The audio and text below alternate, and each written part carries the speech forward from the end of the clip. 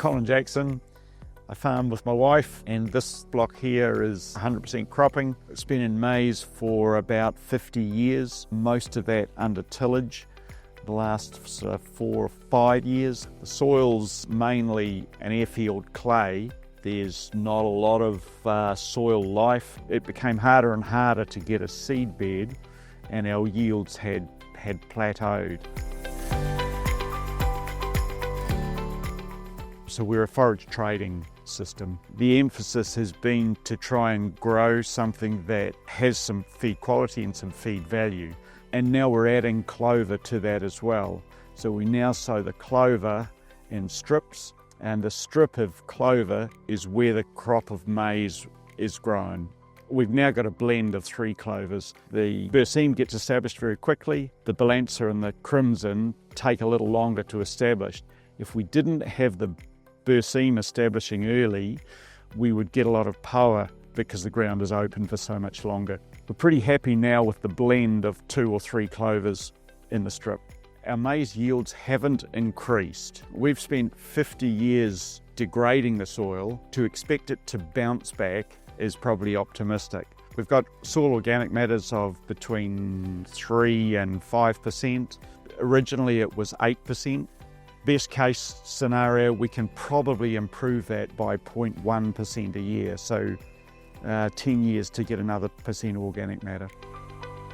We certainly see that the trafficability of the land is much better with only strip tilling, but we are very careful to not drive on the rows. So tractors are set up at 1.5 and 3 metre wheel centres, and so we try not to ever drive on the row where the maize is. We've stopped the degradation, but I think we need to do more to enhance soil health. The whole thing is part of a system, and all those factors can contribute. We haven't seen a massive change yet, but I'm confident that we will. So I'm Sam McDougall. I'm a Senior Field Research Officer based up here at Ruakura in Hamilton.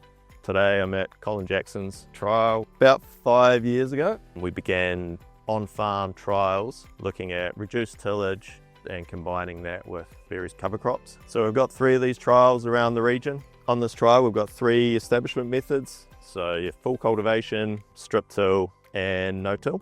And we have 4 cover crops. Perennial ryegrass, and then we have a strip planted perennial ryegrass with annual clovers. So the annual clovers go on the strip where the maize is planted. Third is tick bean and vetch. And the 4th is perennial clovers, so red and white clover. So we have 3 objectives with this trial. So first and foremost, I'd say it's our yields and gross margins. Second objective is the nitrogen. And then the third is the soil quality.